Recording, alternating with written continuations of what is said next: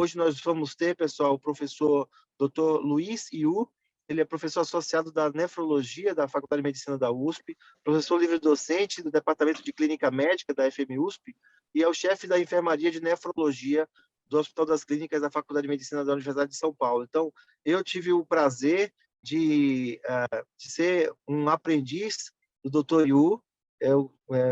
Realmente é uma sumidade em sua área, e, além disso, realmente é um profissional absolutamente acessível, simpaticíssimo, além de detentor de todo o conhecimento que a gente já poderia dispensar essa apresentação, mas, de qualquer forma, eu quero deixar registrado aqui a gratidão e a amizade que eu sinto pelo Dr. Iu, e eu estou muito feliz de ele estar aqui na nossa sessão hoje.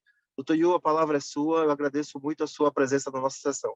Muito obrigado, Germano. Eu certamente fico muito honrado de estar aqui presente, né, proferindo uma palestra cujo o título, o nome dessa palestra é o professor Decour, que era um dos nossos, talvez, os primeiros catedráticos de cardiologia, uma figura importantíssima na medicina brasileira. Para isso, eu também não podia jamais negar um convite do Germano, que eu me lembro desde que ele veio de Salvador, foi um residente brilhante, virou assistente do INCOR, compartilhamos muitos casos e grandes discussões, um grande médico, um grande cardiologista, e certamente faz falta para a nossa instituição. Mas eu sei que você está fazendo um grande trabalho aqui em São José dos Campos, nesse Instituto Sócrates Guanais. Então, quando você me pediu, eu resolvi falar sobre uma doença que mudou. Essa é uma doença que até 2009 nós encarávamos como a maior parte das glomerulopatias, não tinha um grande conhecimento, a gente fazia um tratamento sintomático, mas mudou. A partir de 2009, com a descoberta do principal antígeno causador dessa doença e testes laboratoriais que permitem o diagnóstico da nefropatia membranosa ou da glomerulopatia membranosa, a coisa mudou. Então, eu achei que era importante a gente passar para os colegas aí do Instituto, o pessoal que trabalha, que houve uma mudança substancial no diagnóstico e no tratamento da nefropatia membranosa. Ela, na verdade, passou a ser um modelo do que a gente gostaria que a maior parte das doenças tivesse, né? Uma maneira de fazer um diagnóstico seguro, uma maneira de iniciar o tratamento e de acompanhar o tratamento, como vocês vão ver. Então, eu acho que era importante porque isso traz grandes avanços nessa área, e nefropatia membranosa, mesmo para os que não são nefrologistas, eu acho que é importante saber como a coisa caminhou e evoluiu, principalmente nessa doença. Então, falando da nefropatia membranosa, deixa eu só ver se eu consigo mudar aqui. Pronto. Vamos começar com um caso clínico, né? Que é sempre bom ter um casinho clínico para ilustrar. Então, isso aqui é um paciente de 49 anos, branco, masculino, e ele se queixava de edema de membros inferiores e de urina espumosa. Às vezes, ele referia um pouco de sangue na urina. Ele se queixava também de dores da região dorsal esquerda, e o Doppler dos membros inferiores, que foi feito, descartou uma trombose venosa profunda, mas uma tomografia de abdômen mostrou que ele tinha uma trombose da veia renal esquerda. E, óbvio, a conduta em casos de trombose é anticoagulação imediata, e assim foi feito. Além disso, os exames desse paciente mostravam uma creatinina de 1,24, uma albumina de 2,9, um colesterol de 453 e uma relação proteína-creatinina de 5,2 gramas. Portanto, uma proteinúria nefrótica, uma albumina baixa e um colesterol alto. Portanto, é um quadro clássico de síndrome nefrótica, como vocês fazem esse diagnóstico facilmente. Na investigação dessa síndrome nefrótica, foi pedido sorologias para hepatite B, C, HIV, pesquisou-se fator antinúcleo, anti-DNA, fator reumatoide, complemento, e todos resultaram normais. Portanto, o diagnóstico desse paciente é um paciente masculino de 49 anos com síndrome nefrótica. Agora, nós vamos saber qual é a causa dessa síndrome nefrótica, porque o tratamento é diferente, né? Então, poderia ser uma nefropatia membranosa poderia ser, que é o mais comum nessa faixa etária, poderia ser uma glomerulosclerose segmentária focal, poderia ser um quadro de lesões mínimas, poderia ser, e poderia ser mais raramente amiloidose, mas também poderia ser a causa dessa síndrome nefrótica. E como vocês veem, a conduta diagnóstica e principalmente o tratamento é diferente em cada uma dessas doenças, né? Então, como é que a gente resolve isso? Certamente, biópsia renal. A gente precisa da biópsia renal, então todo caso de síndrome nefrótica no adulto significa biópsia renal, porque pode ser qualquer uma dessas doenças e o tratamento é muito diferente em cada uma delas. Então, por exemplo, só para ilustrar, se for uma GES, que é uma lesão mínima, a gente usa corticoide, que não funciona na nefropatia membranosa e que não funciona na amiloidose. Então, era importante aqui fazer a biópsia renal.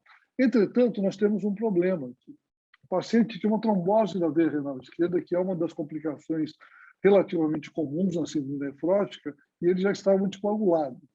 Então, eu não consigo biopsiar esse paciente por causa da anticoagulação. Fora isso, depois da biópsia renal, esse paciente tem que ficar, idealmente, 2 semanas sem anticoagulante. Como é que eu vou manter um paciente com uma trombose de veia renal esquerda sem anticoagulação? Então, não era possível fazer a biópsia renal nesse caso. Então, como é que a gente sai dessa situação? Felizmente, hoje, existe um exame laboratorial que é feito no Brasil, a maior parte dos laboratórios já estão fazendo este exame, que é a pesquisa de um anticorpo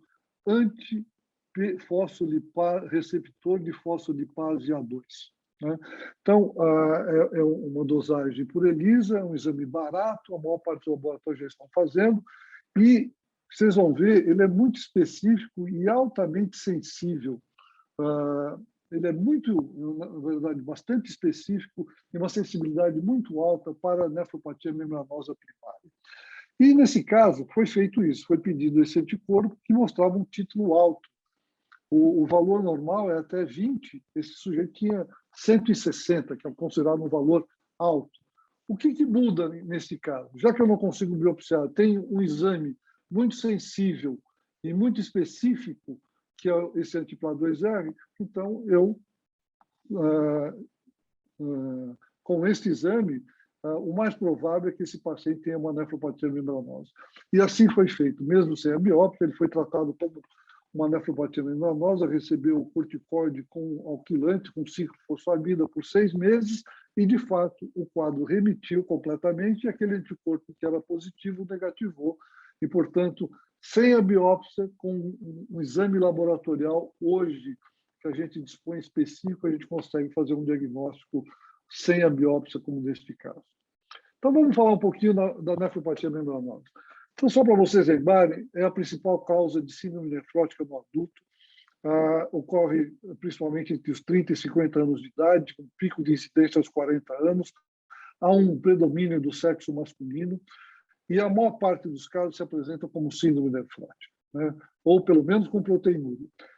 Em geral, na apresentação, eles não têm manifestações nefríticas, não têm hipertensão, a hematúria pode acontecer, mas ela é geralmente microscópica, e, embora seja considerada uma doença autoimune, não há consumo do complemento, o complemento sérico é normal.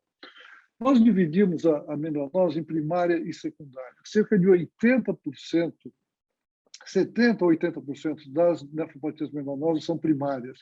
E até 2009 nós chamávamos de idiopática ou primária, porque nós não sabíamos a causa. E eu estou trazendo essa doença hoje para discutir com vocês por causa dessa grande mudança. O que era idiopática deixou de ser idiopática, hoje é uma nefropatia primária, e em cerca de 70% a 80% dessas nefropatias membranosas primárias, nós reconhecemos o antígeno hoje, que é essa proteína do podócito, que é uma das células do glomérulo, que é o receptor da fosfolipase A2. Então, essa proteína, que é o constituinte normal do podócito, por alguma razão, ela se torna antigênica e o paciente desenvolve anticorpos contra esse receptor de fosfolipase A2 e que é possível a gente detectar no sangue e na biópsia renal este anticorpo.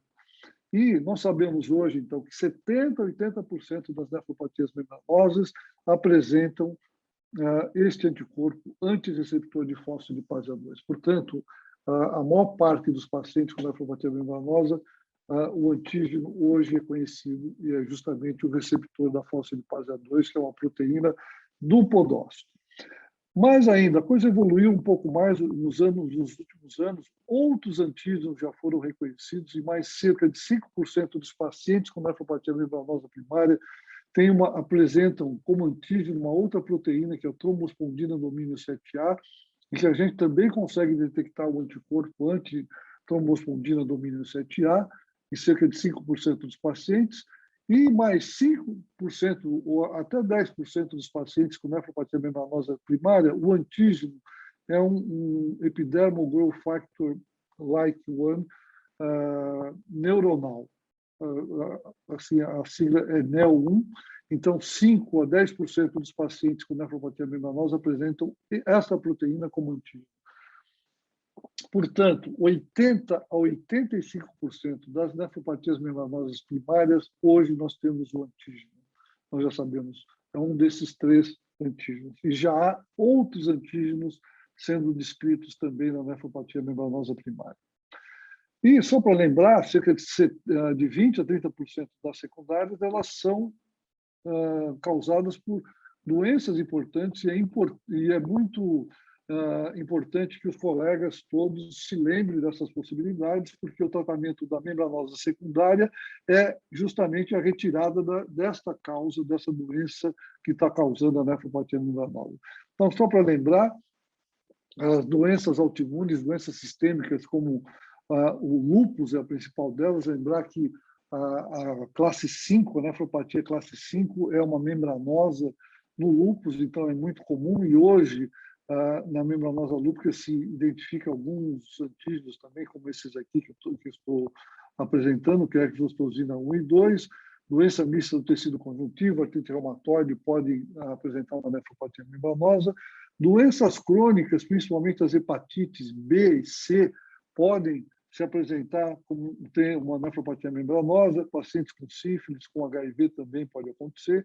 Alguns medicamentos podem causar esta glomerulopatia, o uso de anti-inflamatórios não hormonais, sais de ouro, sais de mercúrio, podem causar essa glomerulopatia.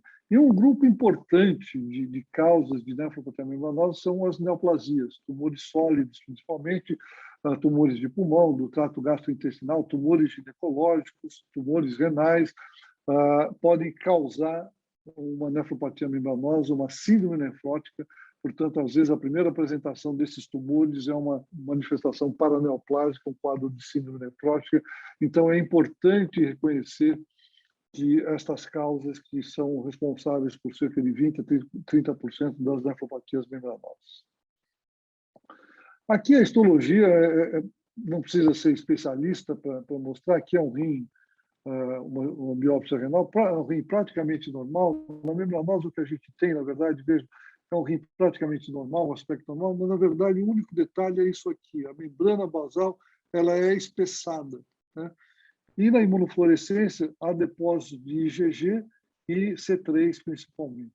E os depósitos são, esses depósitos autoimunes, são anticorpos contra aquelas proteínas que eu mencionei anteriormente, se depositam na região subepitelial. É uma doença autoimune, então os imunocomplexos se depositam e espessam a membrana basal. Não há grande proliferação celular. Então, o diagnóstico histológico é relativamente fácil de ser feito.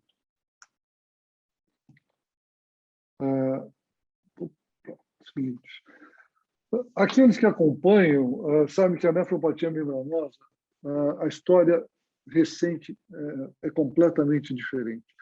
A maioria de vocês na faculdade estudou nefropatia membranosa e sempre se achou que o antígeno responsável pela nefropatia membranosa, isso há mais de 50 anos, era um antígeno tubular.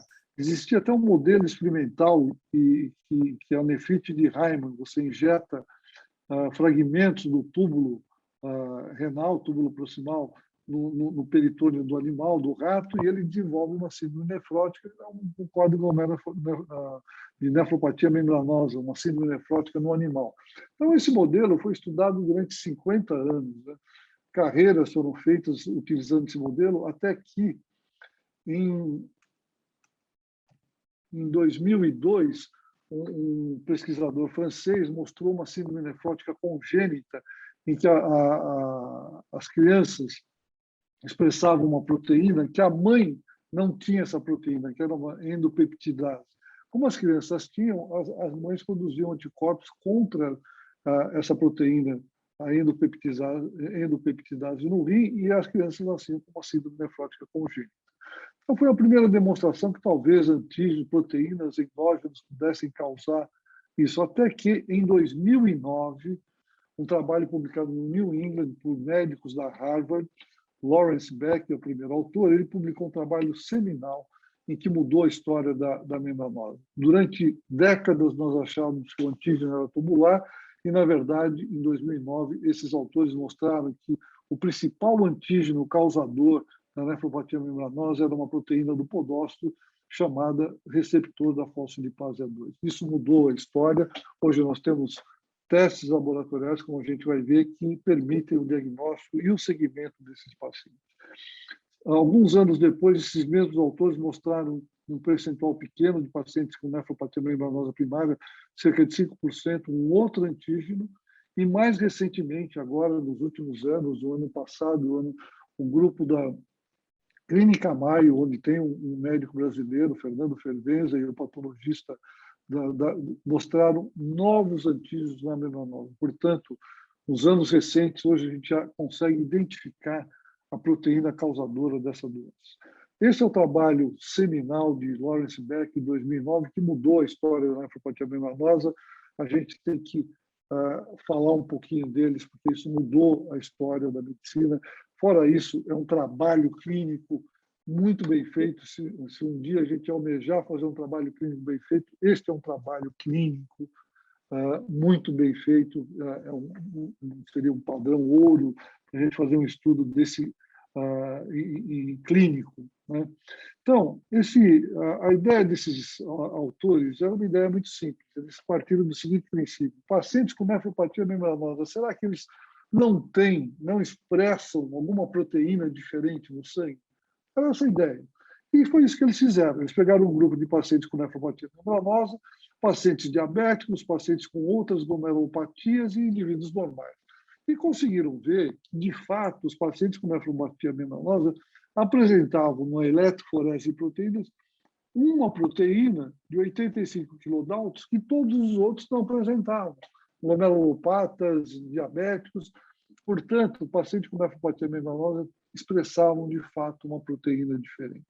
Então, o trabalho, e esse é o grande trabalho desses autores, foi tentar identificar que proteína era essa.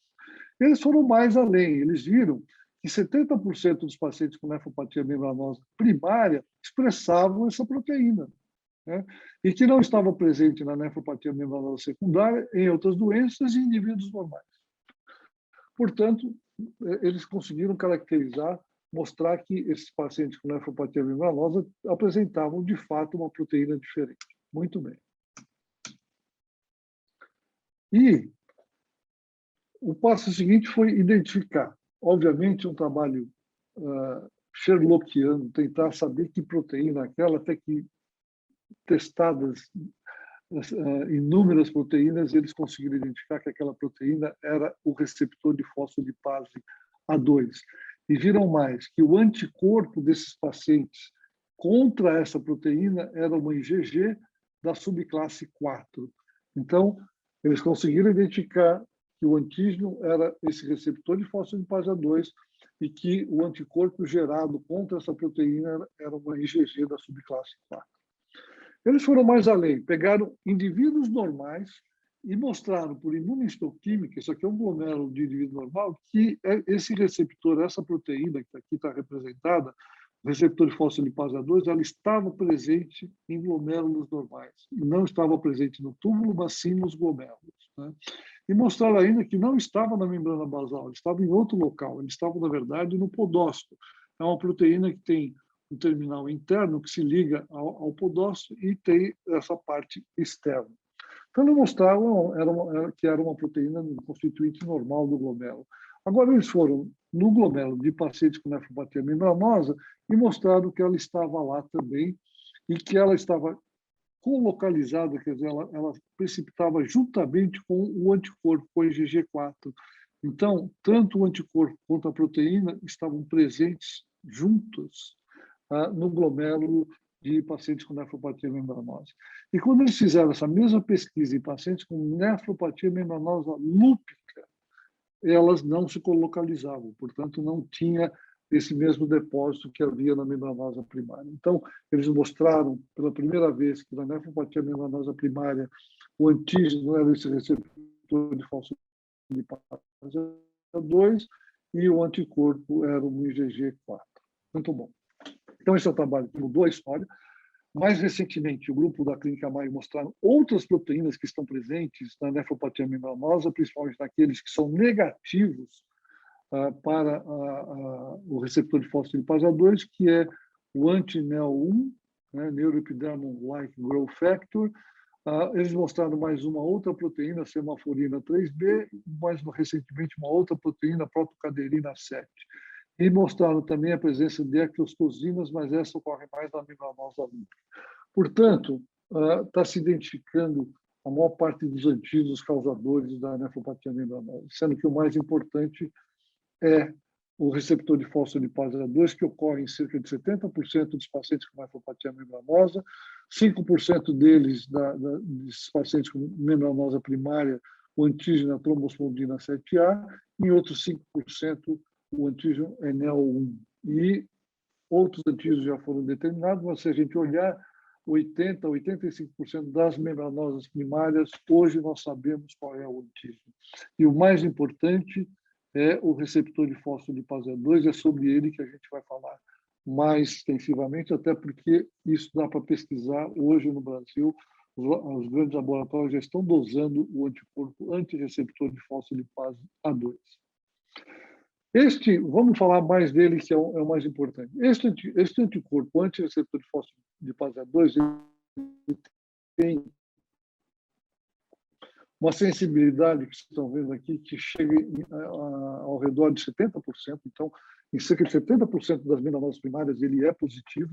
Ele pode ser positivo, mas é muito baixo nas melanoses secundárias. Diabéticos, hipertensos, ele não se apresenta. Isso aqui são estudos, uma casuística grande, tanto na Europa quanto na Ásia. E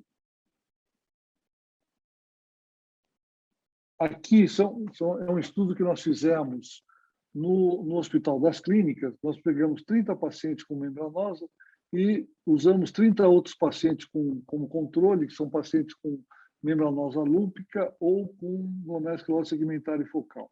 Então, se a gente olhar aqui os nossos casos de membranosa, nós vamos pesquisar esse anticorpo nesta população. É um corte transversal, portanto, nós temos doentes com diferentes tempos entre a biópsia e a inclusão no estudo, diferentes tempos de tratamento, diferentes tempos de evolução da doença. É um corte transversal, mas nós pegamos, então, esses 30 pacientes com membranose e comparamos com outros 30 pacientes com outras glomerulopatias. E os nossos pacientes com membranose são os nossos casos, eles eram mais velhos que os nossos controles, e o tempo entre a biópsia e a inclusão no estudo, a coleta do anticorpo, ela foi menor nos pacientes com membranosa do que nos grupos controles. E no momento da biópsia renal desses pacientes, a gente verifica que os pacientes com membranosa, eles eram mais nefróticos, eles tinham uma albumina mais baixa, eles tinham uma proteinúria maior do que nos pacientes com GERD e membranosa lúpica. E no momento da inclusão do estudo, também, eles tinham uma creatinina maior, portanto, já tinham uma disfunção renal, eles eram mais hipoalbuminêmicos, portanto, e tinham mais proteinúria. Portanto, tanto no momento da biópsia quanto na inclusão do estudo, os pacientes com membranose eram mais nefróticos do que os demais. E qual foi o resultado da pesquisa desse anticorpo? Esse anticorpo, anti-PLA2R, pode ser pesquisado por ELISA, que dá para quantificar, que é o método que a maior parte dos laboratórios utilizam, ou dá para pesquisar por imunofluorescência indireta, que é mais sensível, mas não dá para quantificar. Nós usamos os dois métodos e a gente verificou que, no nosso caso de risco, é um corte transversal, com diferentes momentos da doença, nós encontramos uma positividade de 45% por ELISA e 55% por imunofluorescência indireta. Nenhum paciente, tanto controle como pacientes com membranosa, a pesquisa da antitrombofosfina foi positiva, todos foram negativos. E, como resultado final, nós tivemos, então, uma positividade de 55%, um pouco mais baixa daquela encontrada de 70% na literatura. Mas lembrar que aqui não são pacientes iniciais, é um corte transversal.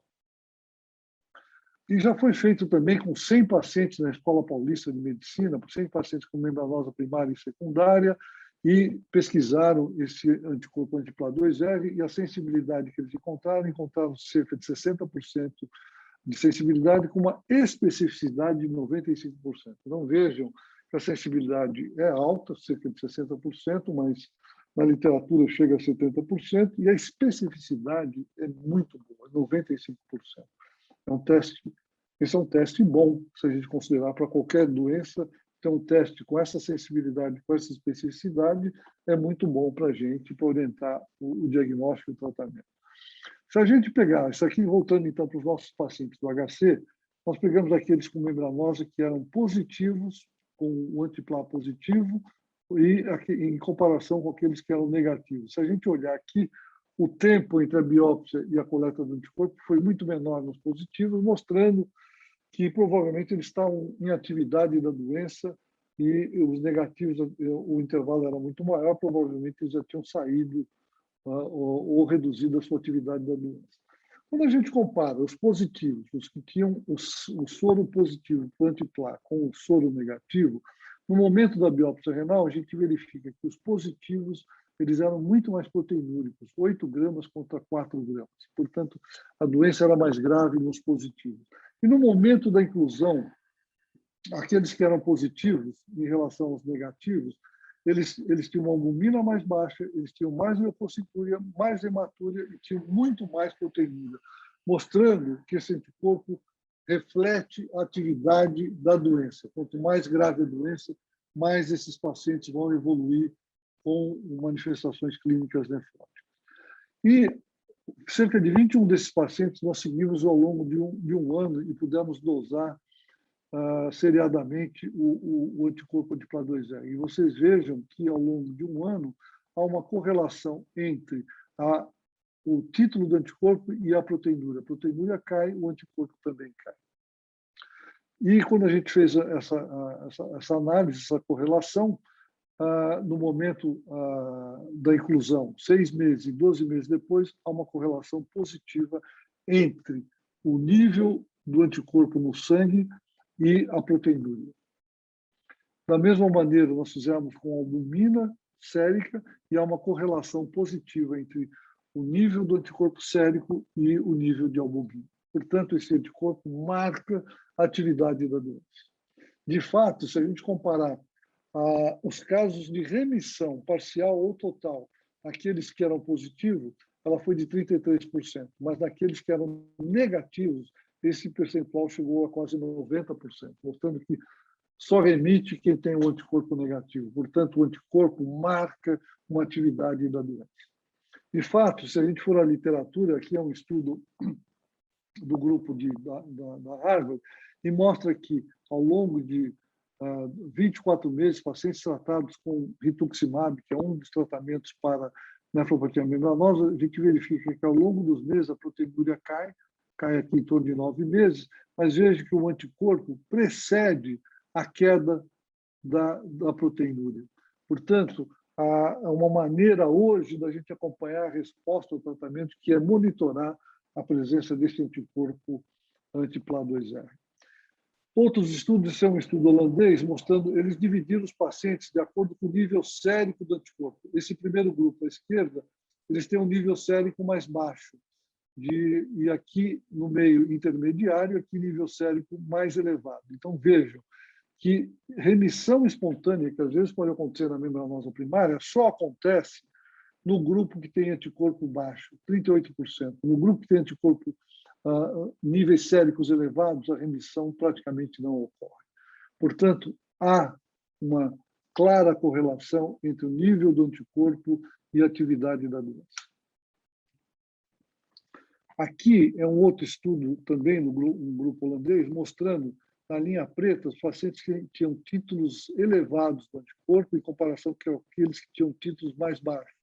Então, vejam que a remissão, o tempo para remissão é maior naqueles que têm título mais alto.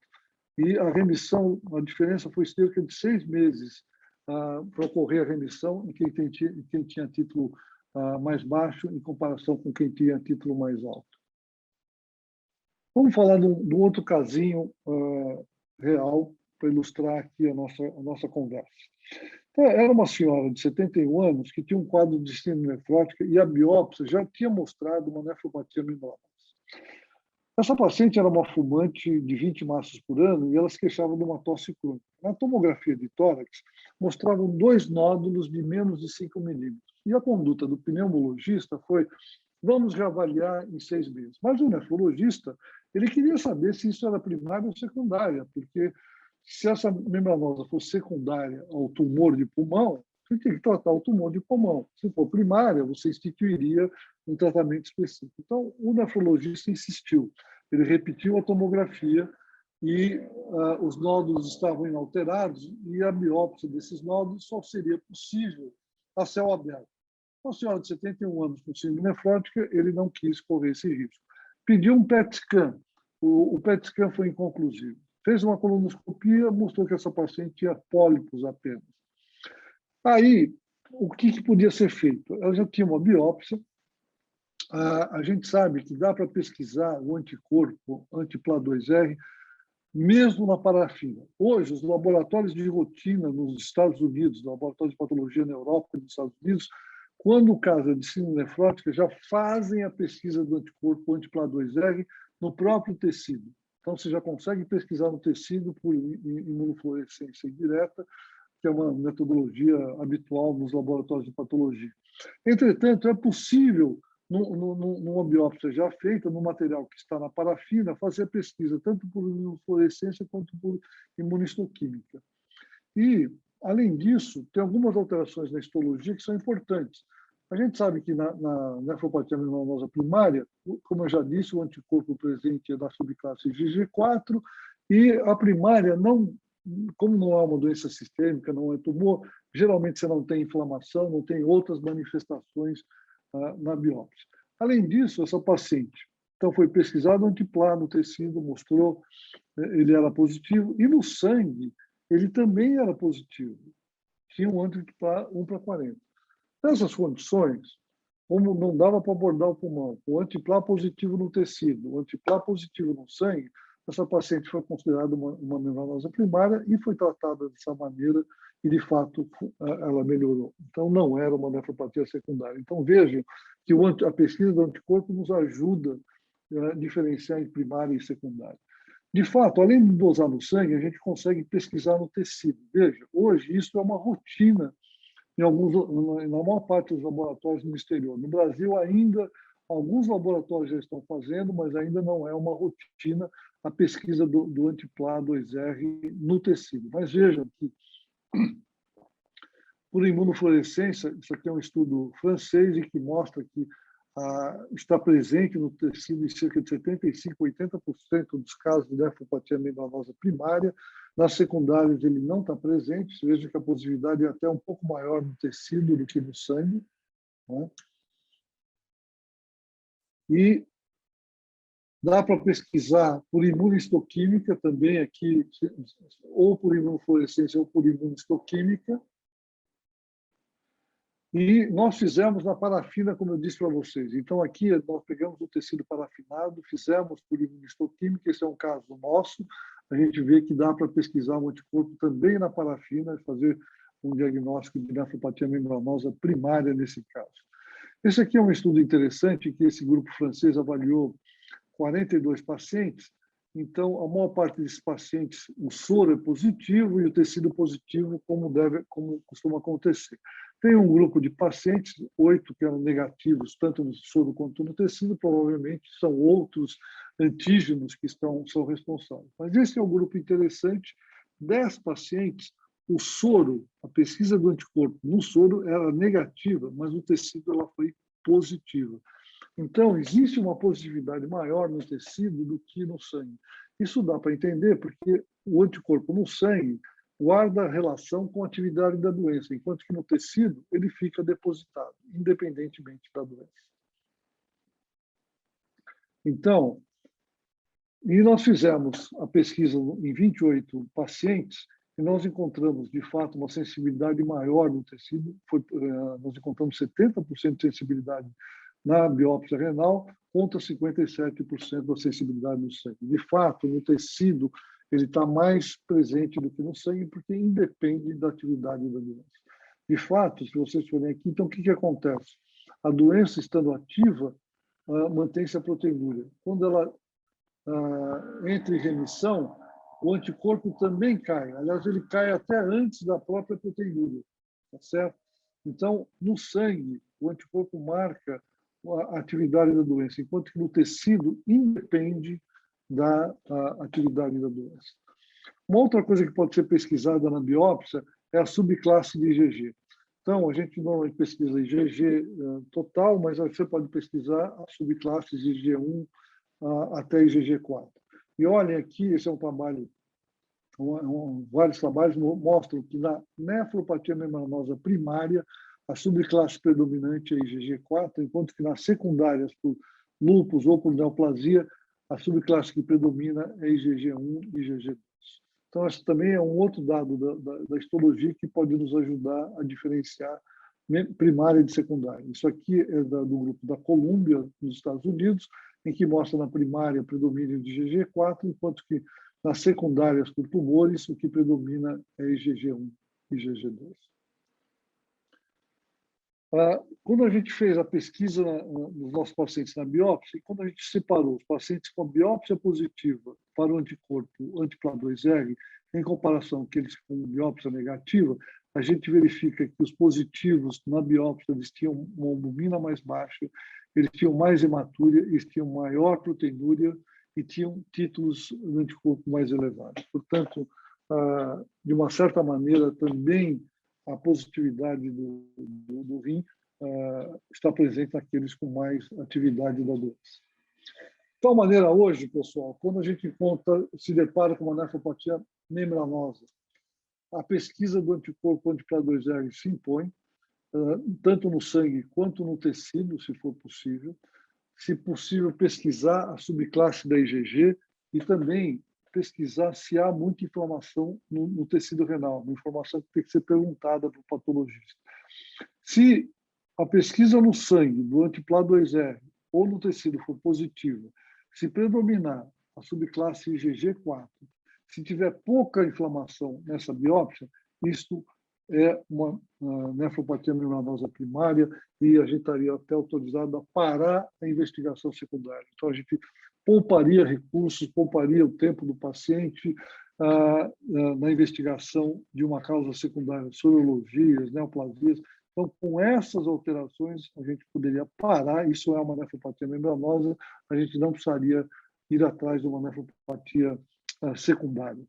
Agora, se o anticorpo é negativo no sangue e no tecido, que predomina é IgG1 e 2, tem muita inflamação na biópsia, então isso está com cara de nefropatia secundária, a gente então prossegue com a investigação de tumores, infecções e doenças autoimunes. Vamos falar de um terceiro caso para ilustrar a nossa discussão. É o caso de uma moça de 20 anos de idade, né, e ela se queixava de edema de pálpebras e de membros inferiores há 6 meses.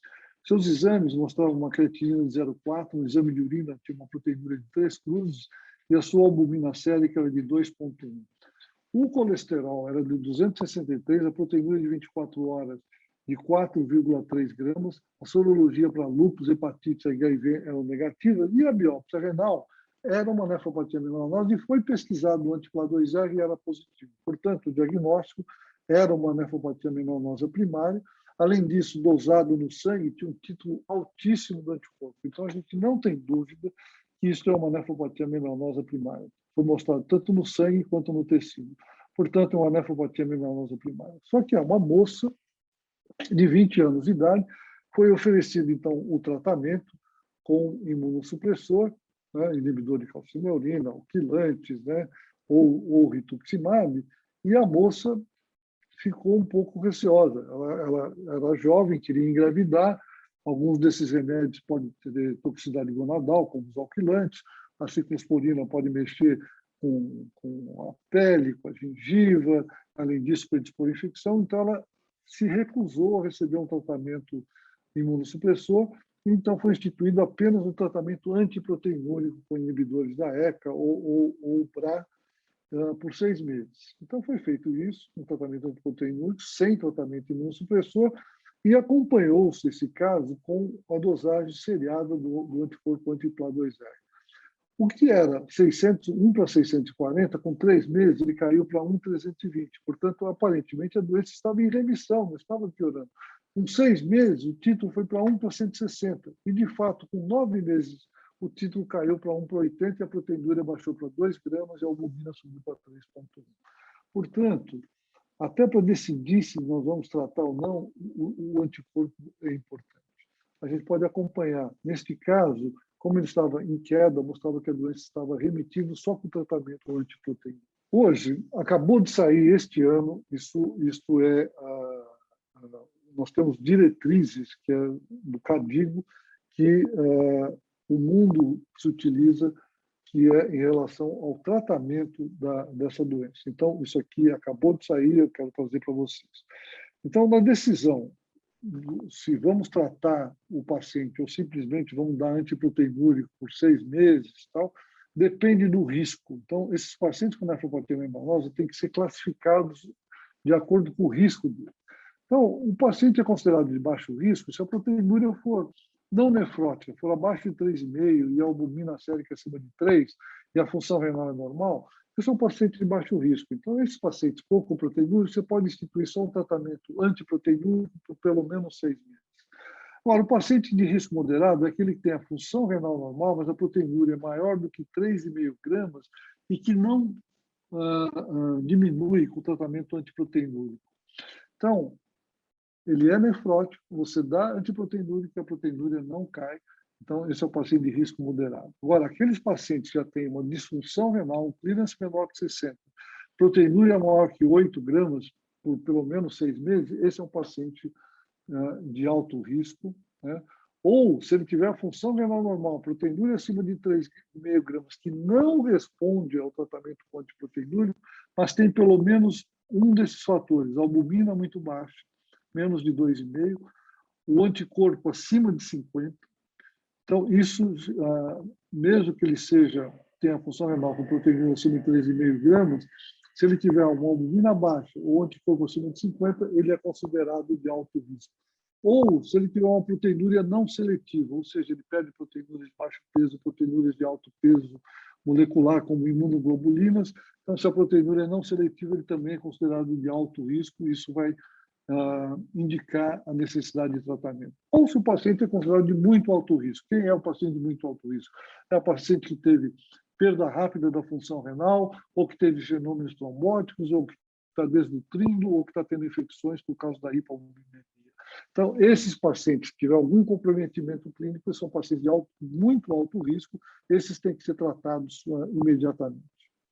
Então, é importante classificar o risco desses pacientes na decisão do tratamento. O que a gente dispõe hoje? Nós temos a ciclofosfamida, no famoso esquema de Ponticelli, que é aquele esquema em que se trata com corticoide nos meses ímpares, 1, 3 e 5, ele toma corticoide, nos meses pares, 2, 4 e 6, ele toma ciclofosfamida, um tratamento de 6 meses, tudo por via oral, sendo que nos meses de corticoide se inicia com uma pulsoterapia, 1 grama endovenoso. Esse é o esquema clássico, funciona, mas ele é bastante tóxico, então há uma grande relutância em usar devido à toxicidade da ciclofosfamida, principalmente os efeitos gonadais em mulheres jovens, né?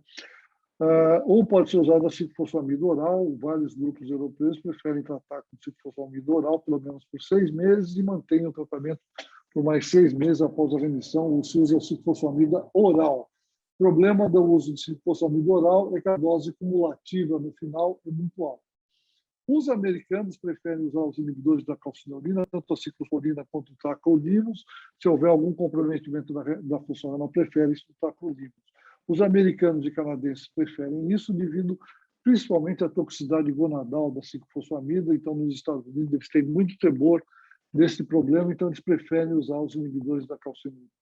E, mais recentemente, o grupo italiano tem preconizado o uso do rituximab, que são as drogas, os anticorpos monoclonais contra os linfócitos B, que vão, no final da história, impedir a formação dos anticorpos pelos plasmócitos. Então, o rituximab tem sido usado e outros monoclonais, como o belimumab, o daratumumab, podem ser utilizados, mas o mais utilizado é o rituximab.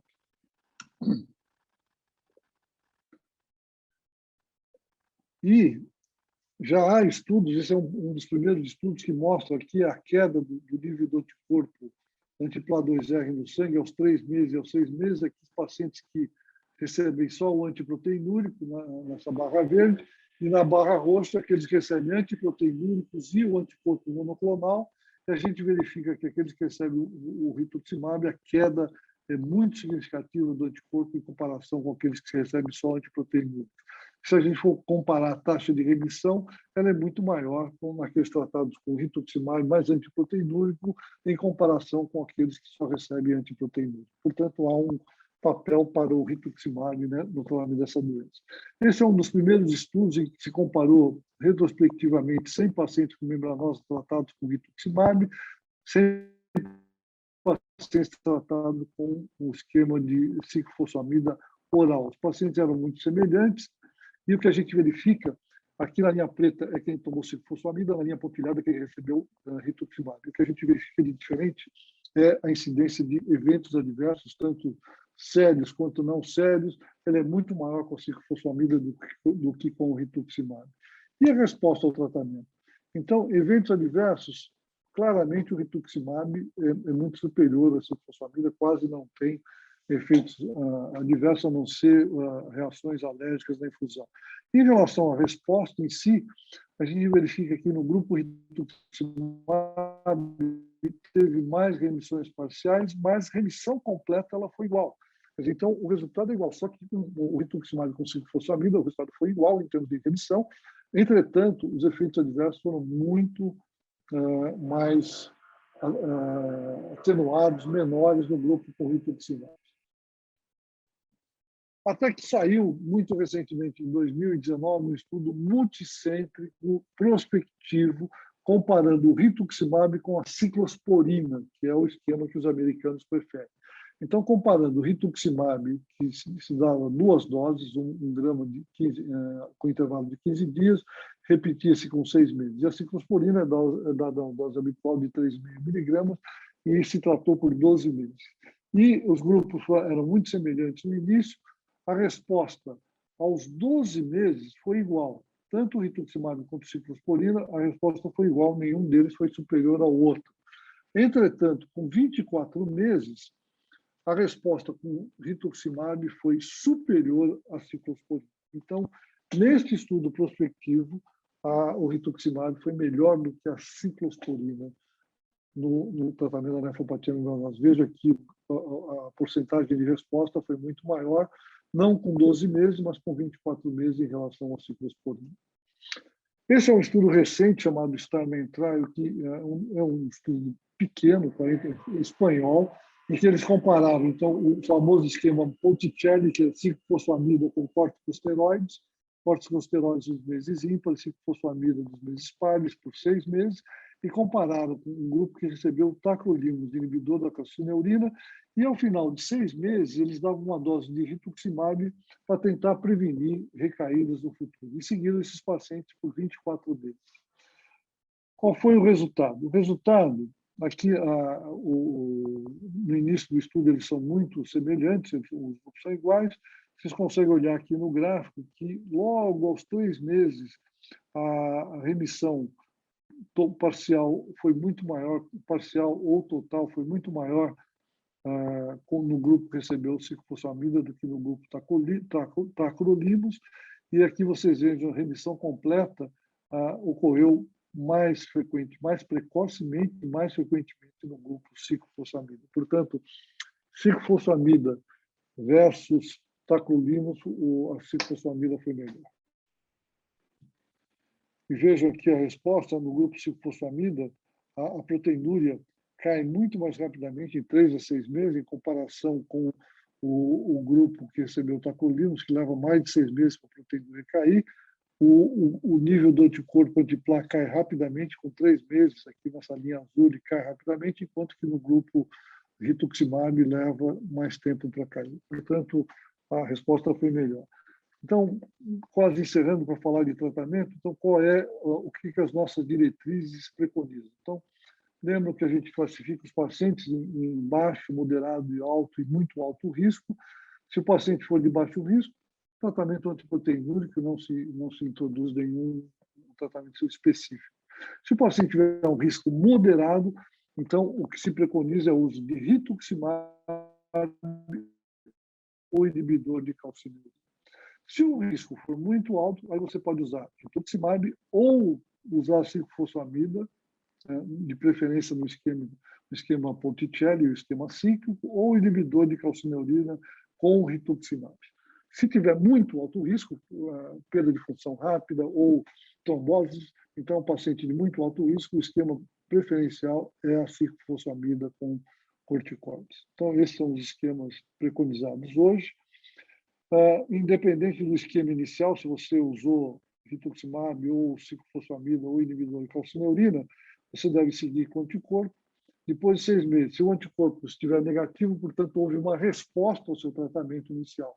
Se você usou rituximab, você para, o tratamento já se completou. Se usou ciclofosfamida, você também para após 6 meses. Se você usou inibidor de calcineurina, então você pode começar a reduzir ao longo dos próximos 6 meses a dose de calcineurina. E você fez o tratamento, escolheu a droga, o que acontece depois de 6 meses? O anticorpo continua positivo, portanto, não houve uma resposta. Se você, após 6 meses, o anticorpo está positivo, portanto, não houve uma resposta, mas o tratamento inicial foi rituximab, então, após 6 meses, a gente aplica mais 2 doses de rituximab e observa para ver o que acontece.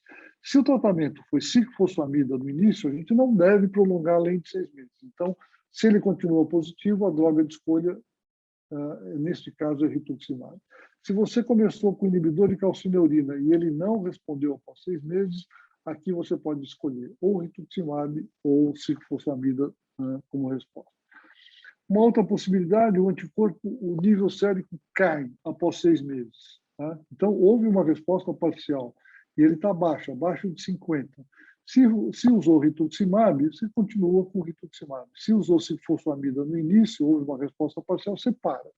Então, devido à toxicidade da droga, você para e observa. Se a droga inicial foi inibidor de calcineurina, aí então a gente associa ou mantém esse inibidor de calcineurina por pelo menos mais 6 meses. Isso no caso de resposta parcial. Muito bem. E uma outra possibilidade, o sujeito não responde ao tratamento. Você começou a tratar, você escolheu o rituximab, ele não respondeu ao tratamento. Muito bem. Se ele não respondeu e a função renal está estável, a próxima droga que você vai associar ao rituximab é inibidor de calcineurina. E observa por 3 meses. Se em 3 meses ele não responder, aí você apela para a ciclofosfamida com corticoide, que é o nosso último recurso nos casos não responsivos. Se você começou com rituximab, ele não respondeu ao tratamento e a função renal está piorando, não dá para esperar mais 3 meses ou 6 meses. Então, a gente vai direto para a ciclofosfamida. Toda vez que a função renal começa a piorar, a gente vai apelar para a ciclofosfamida e não se espera a continuidade do tratamento. Se você tratou com inibidor de calcineurina, ciclosporina ou o tacrolimus, e a função renal, ele não respondeu, mas a função renal está estável, a opção é rituximab. Se depois de 3 meses ele não respondeu, a gente apela a ciclofosfamida. Iniciou com o inibidor de calcineuria, a função renal piorou, vamos direto para a ciclofosfamida. Se você começou com ciclofosfamida, a função renal está estável e ele não respondeu a ciclofosfamida, a próxima droga é rituximab por 3 meses. Se ele não responder, vamos apelar para a ciclofosfamida. Começou com ciclofosfamida, a função renal está piorando, tem que ir direto para a ciclofosfamida. Então, toda vez, independente do início, da escolha inicial, se a função renal cai ao longo e o sujeito não responde da síndrome nefrótica, a gente apela para a ciclofosfamida e corticoide. Se utilizar essas 2 drogas no início, a gente pode tentar rituximab ou inibidor de calcineurina lá para frente. Independente do tratamento que seja escolhido, inibidor de calcineurina, alquilante ou rituximab, vejam que aqueles que respondem, independente do tratamento, o anticorpo cai. Então, é muito importante a gente monitorar o anticorpo e para ver a resposta ao tratamento. Então, veja, são pacientes que foram tratados, veja que a proteinúria cai depois de 12 meses, a albumina sobe depois de 12 meses, veja o que acontece com o anticorpo cai. Então, quem vai responder é uma maneira segura, é seguir pelo anticorpo. De fato, hoje a gente já tem análise multivariada, o que prevê a remissão da proteinúria nessa análise multivariada não é a idade, não é o sexo, não é o nível de função renal, não é o grau de proteinúria, não é a droga que se usa para imunossupressão, e sim o nível do anticorpo sangue. Portanto, o que prevê remissão de proteinúria é a queda do nível do anticorpo, não é nenhum outro fator. Portanto, esse nível sério do anticorpo é muito importante para o segmento da doença. De tal maneira, hoje, você tem um paciente com nefropatia membranosa, dosa o nível do anticorpo. Se ele for baixo, você pode esperar, fazer um tratamento de suporte. Se a doença progredir, você vai imunossuprir.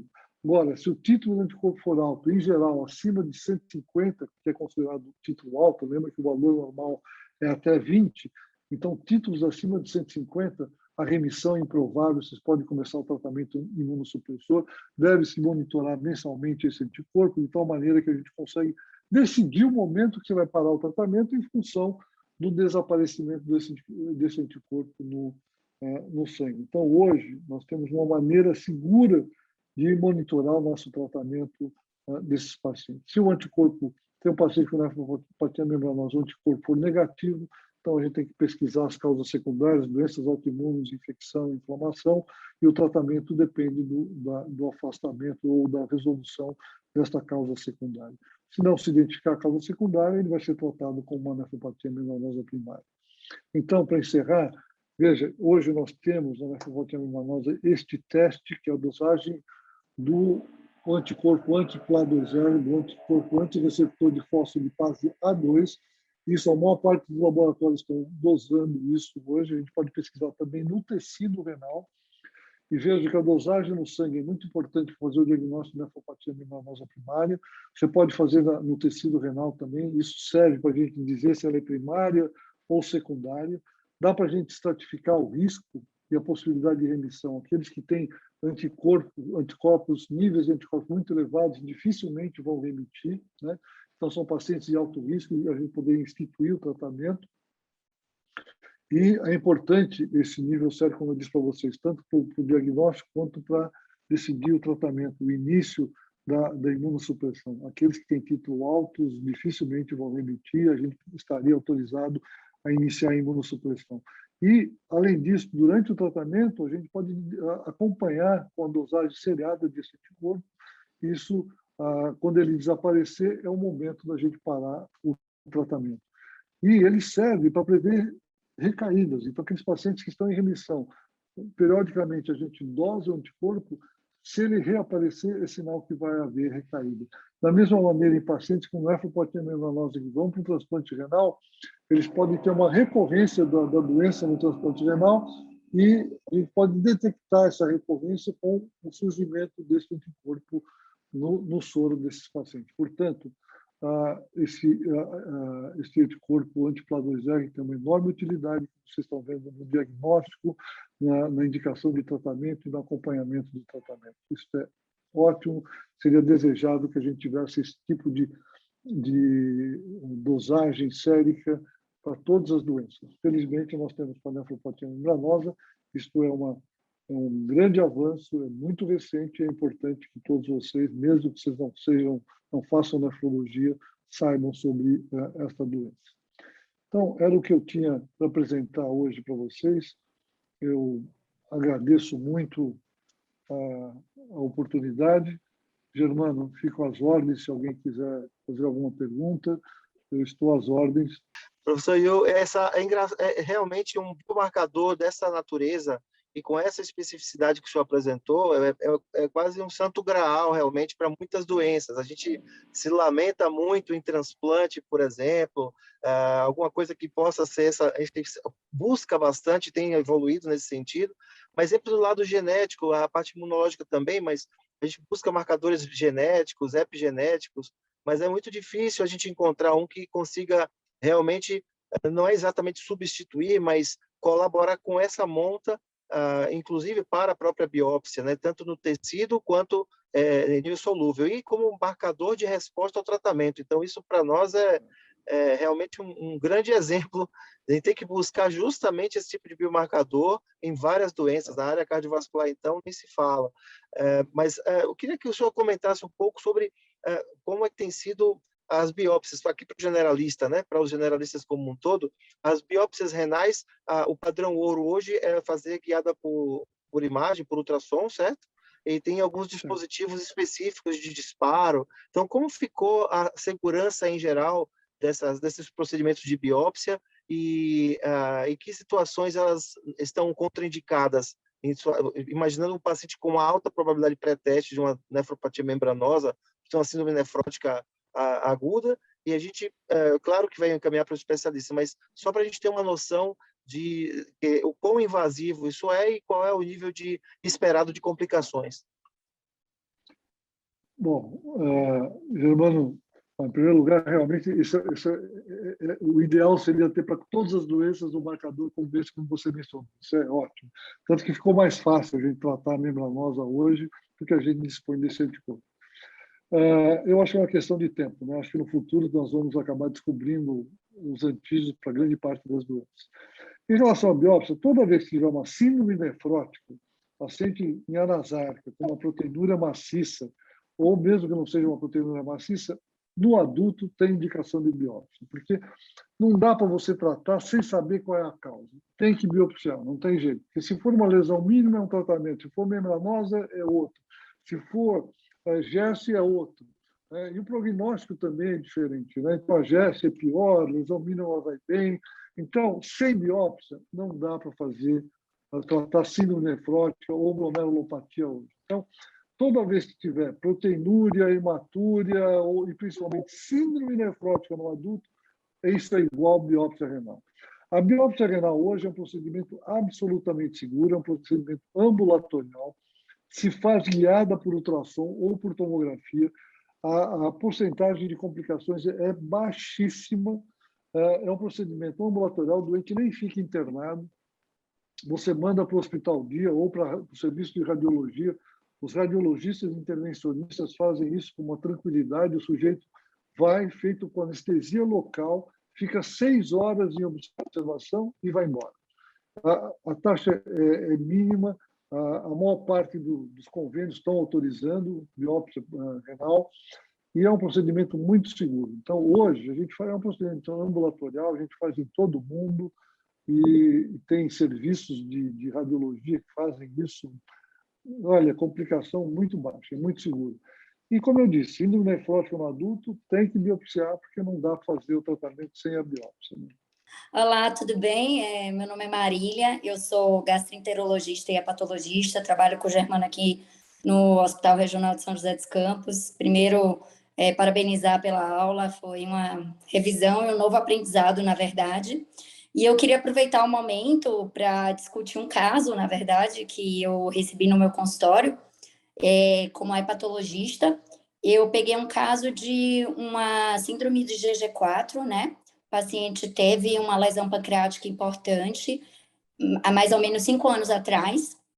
Chegou a ser operado por uma suspeita de massa pancreática, mas, na verdade, era a doença do GG4, iniciou corticoide, e tudo melhorou. E ele já havia desmamado corticoide, ele acompanhava com outra colega, e aí agora, recentemente, ele retornou com alteração das enzimas do fígado e foi encaminhado para a minha avaliação.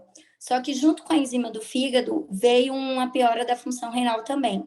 E ele veio também com anticorpos positivos para a hepatite autoimune, então a gente está nesse diagnóstico diferencial, mas o IgG4 dele veio super elevado, e, enfim, iniciamos empiricamente com corticoide, as enzimas melhoraram, ele está aguardando a biópsia do fígado, mas a função renal vem pior, e ele tem, na verdade, uma proteinúria subnefrótica.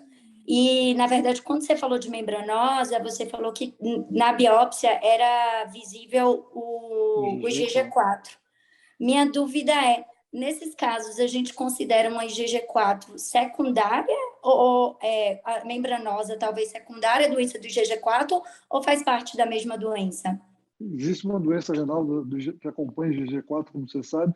Não é a membranose, embora a membranosa possa dar... Você pode, na doença do IgG4, você pode ter membranosa, mas o mais comum é uma fibrose tubo-intersticial que esses pacientes têm, que às vezes faz até fibrose retoperitoneal.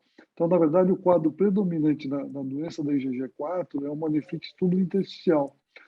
E com sua proteinúria subnefrótica, é bem possível que esse doente tenha uma nefrite tubo-intersticial associada ao IgG4, que é o mais comum. Mas membranosa também pode dar na doença da IgG4. Agora, coincide, porque o anticorpo que é produzido como resposta ao receptor fosfolipase 2 é da subclasse IgG4, mas não tem a mesma patogênese, é diferente. A doença da IgG4 é uma outra doença causada pelo IgG4 e que geralmente dá nefrite tubo-intersticial e não dá a membranose, embora tenha relato de membranose. Na verdade, é simplesmente a resposta do imune na membranosa é predominantemente por IgG4, mas não tem a ver com a doença da IgG4, não. Nesse caso, valeria a pena fazer o anticorpo? Eu acho que vale a pena fazer, mas eu acho que vai vir negativo. Eu acho que aí é uma outra doença, é uma doença da IgG4, mas eu acho que vale a pena fazer, mas por causa dessa proteinúria. Mas essa proteinúria, o mais provável é que seja uma nefrite tubo-intersticial, que é o quadro mais comum da doença da IgG4. Nesse caso, só uma dúvida, doutor. A gente usa o corticoide, né? Se o paciente não responde, a gente acaba indo para o rituximab. Mas se o paciente, no caso, tem uma melhora do fígado, mas mantém uma piora do rim, no caso, a gente progrediria com a imunossupressão semelhante, correto? Sem dúvida. Aí eu acho que a opção seria dar rituximab.